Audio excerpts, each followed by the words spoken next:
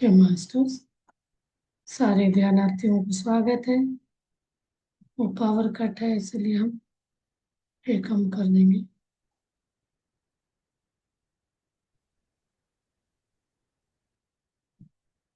के मास्टर चलिए जी, हम अपना सेशन कंटिन्यू करते हैं। आगे का क्लास हमने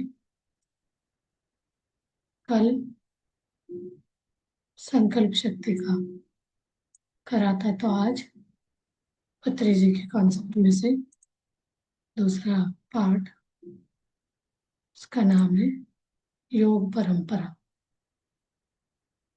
योग परंपरा यानी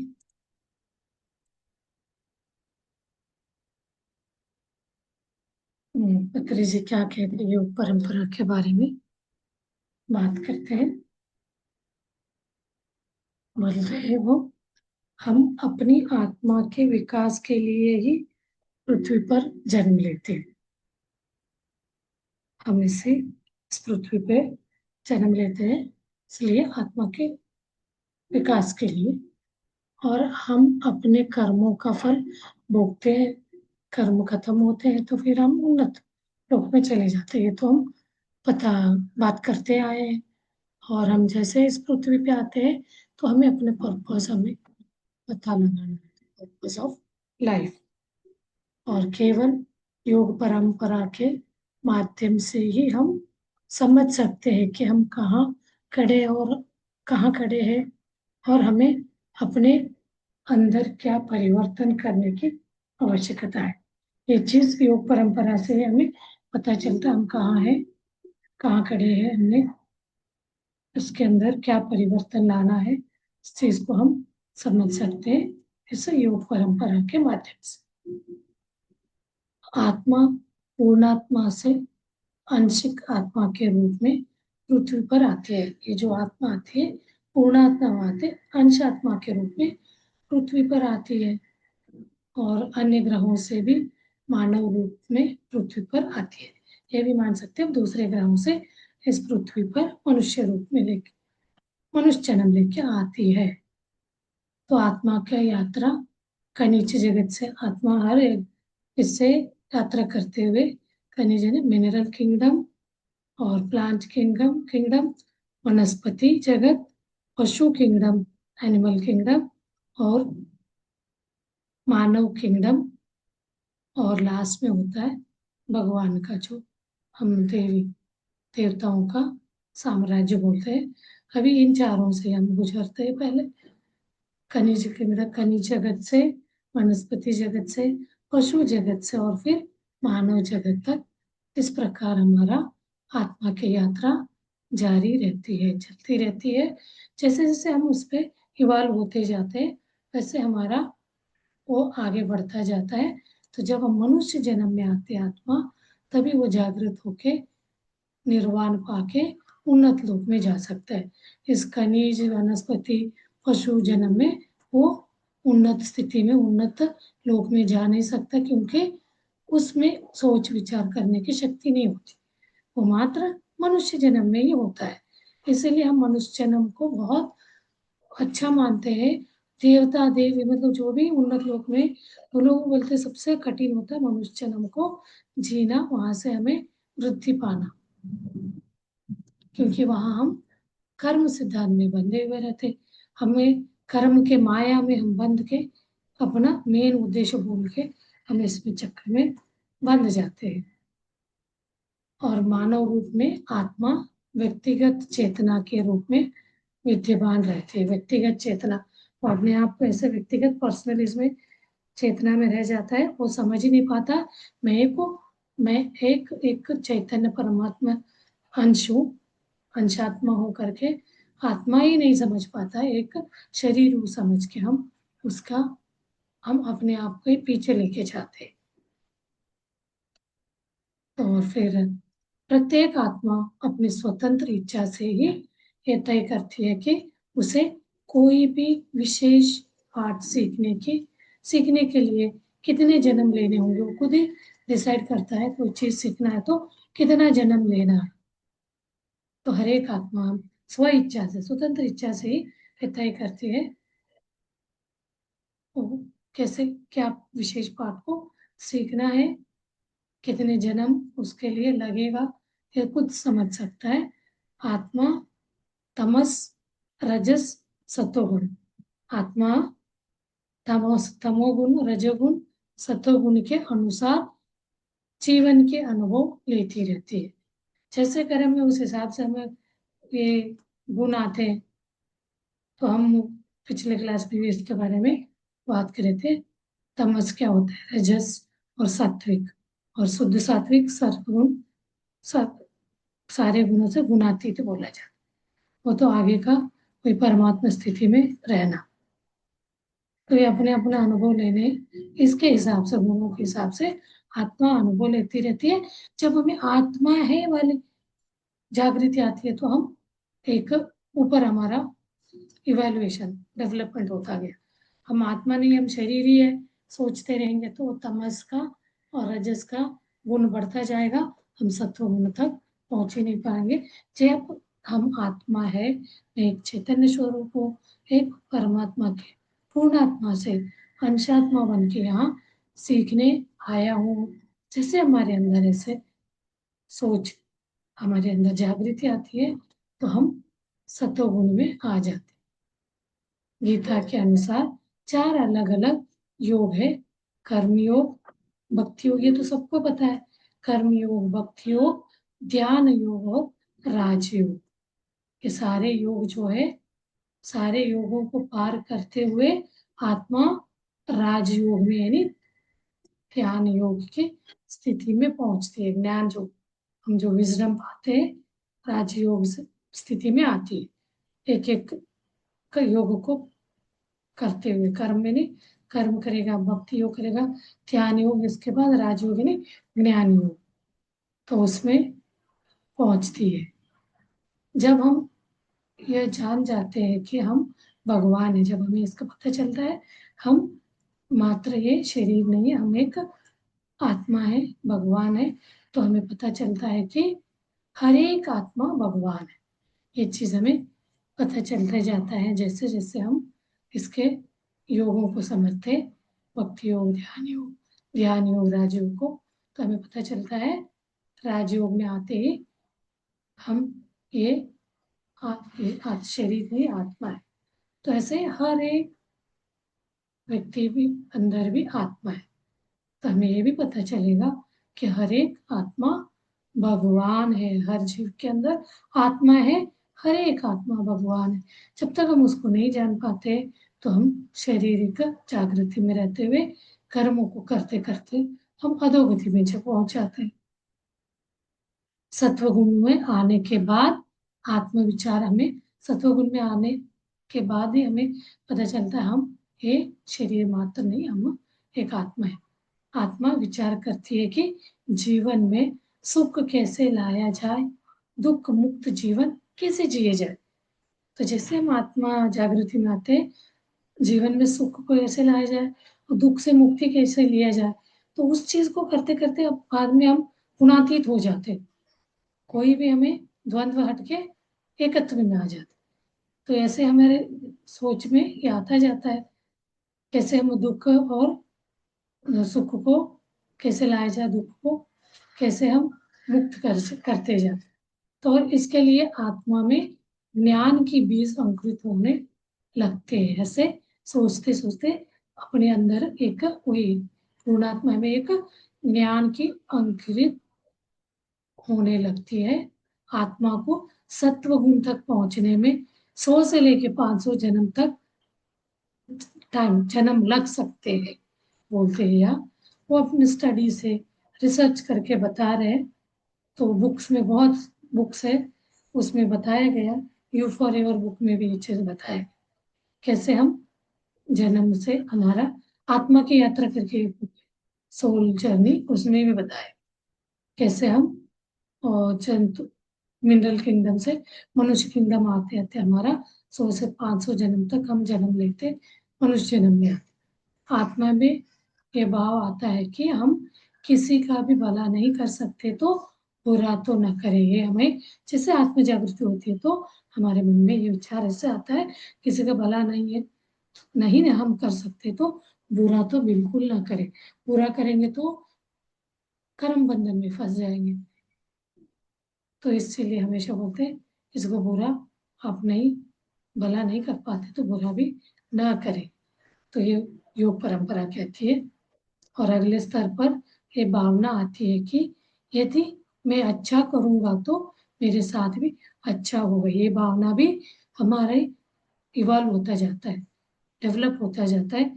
ध्यान और आत्म जागृति में हम आगे बढ़ते हैं तो हमें अच्छा करूंगा तो वो मेरे अंदर अच्छाई होता जाएगा, वो चीज आदत बनता जाएगा, हम उसी चीज को अपनाते जाएंगे। अच्छे अच्छे सोचना, हर एक को अच्छा करना।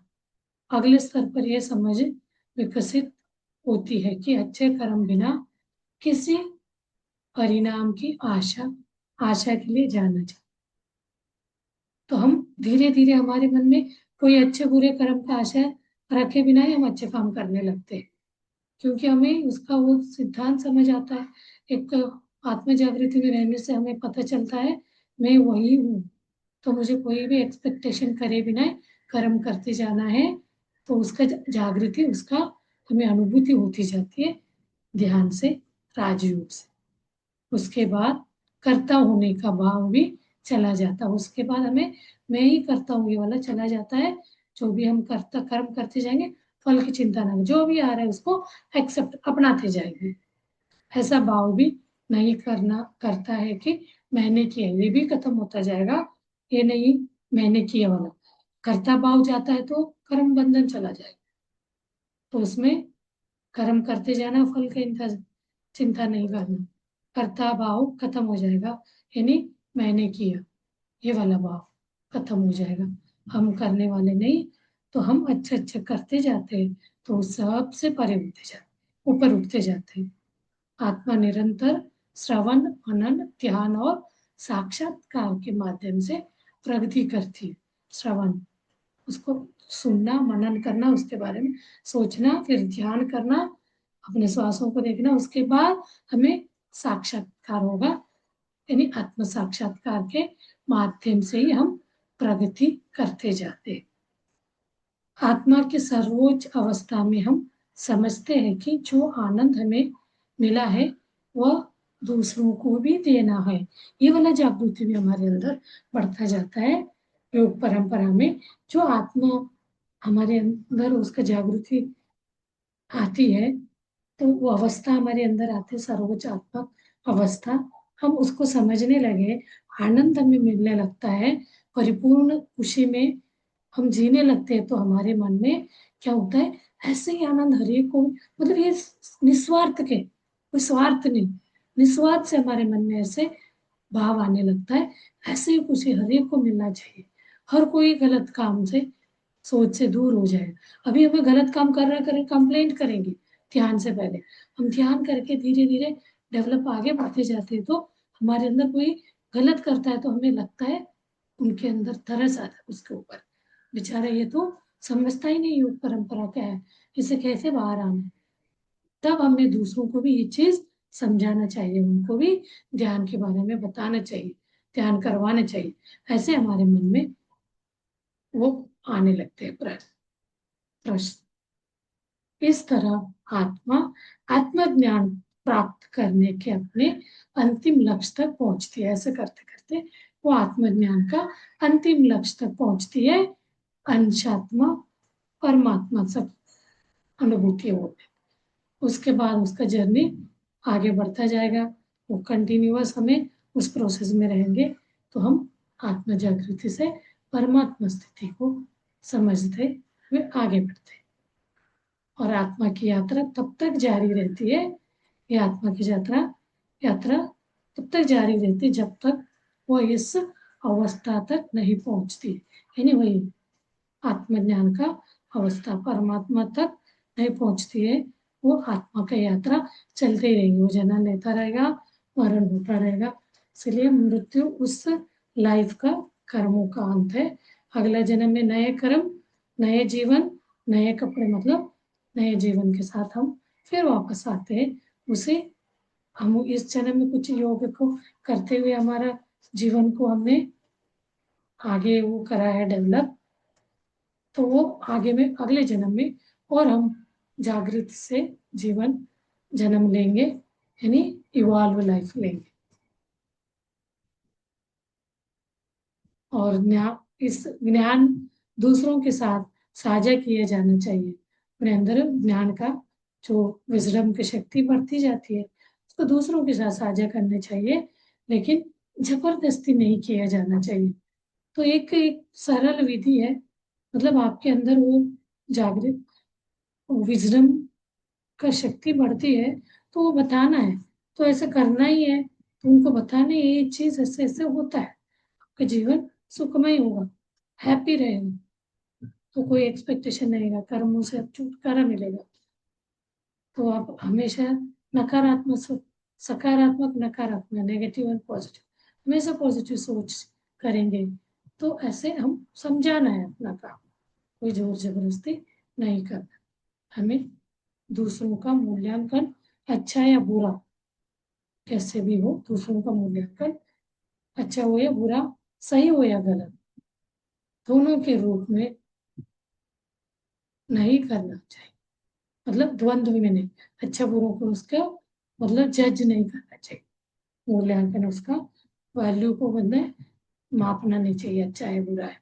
ये चीज भी हमें ध्यान करते करते जागृत अवस्था बढ़ते बढ़ते हम ऐसे उच्च इसमें चले जाते हैं, यानी परमात्मा इसमें जागृति में एक अनुभूति में हम जीने लगते हैं, इसलिए योग परंपरा कहते हैं।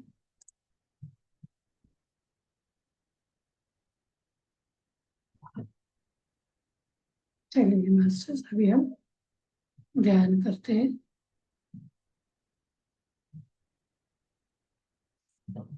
ध्यान में बैठ जाइए।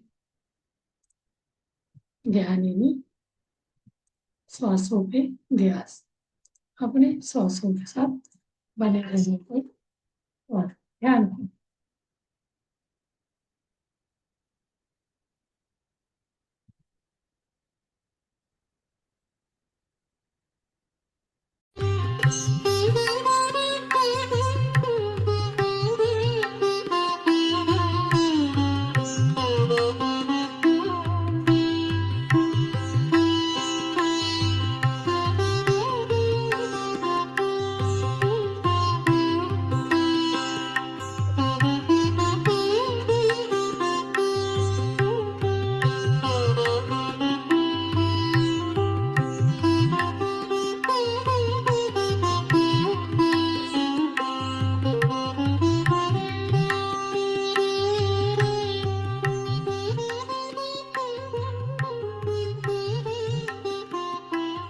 आनापान से ध्यान करते हैं। आना यानी इन ब्रेथ अपान यानी मतलब आती जाती श्वास को देखते तो उनका मिलन हो जाता है, एक गैप रहता है, इस गैप में हम शून्य स्थिति में पहुंच जाते हैं। जैसे शून्य स्थिति में जाते तो ब्रह्मरंध्र खुलेगा, अपार विश्व प्राण शक्ति शरीर को बहने लगता है। इस स्थिति में जाने से पहले हमें हर चीज से अलग होना है, संसार पति पत्नी बच्चे किसी में नहीं करना, मंत्र पठन नहीं करना, हमें श्वासों के साथ बने रहना, अपने आप को भूलना, शरीर को भूलना, अपने चिन्ह आराधना करते हुए अपने ध्यान को आह्वान कर सकते हैं, अपने स्पिरिट गाइड्स को आह्वान कर सकते हैं, अपने मास्टर्स को आह्वान कर सकते हैं, एस्ट्रल मास्टर्स को आह्वान कर सकते हैं। कोई तकलीफ से आप जूझ रहे हैं, कोई दिक्कत है तो आप एस्ट्रल पिरामिड को आह्वान कर सकते हैं, क्रिस्टल्स को आह्वान कर सकते हैं, डायमंड एस्ट्रल पिरामिड को आह्वान कर सकते हैं। के बाद अपने श्वासों के साथ अनुसंधान होते जाएंगे, धीरे धीरे हम ध्यान के साथ आगे बढ़ते जाते हैं समाधि स्थिति।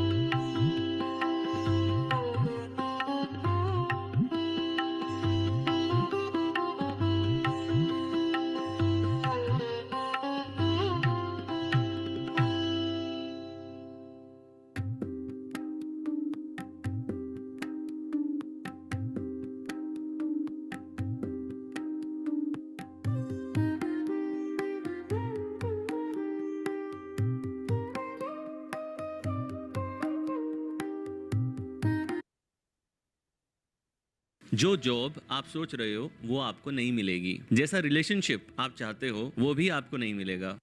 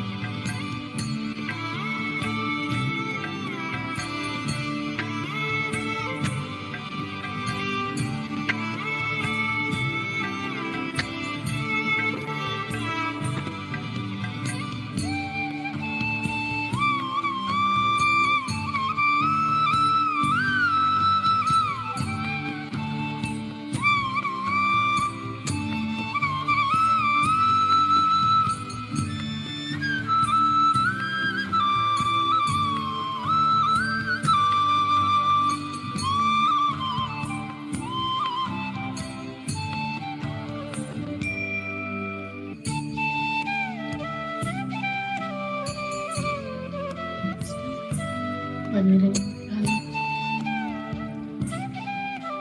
और हर सांस के साथ इन ब्रेथ और आती है सांस, जाती है सांस।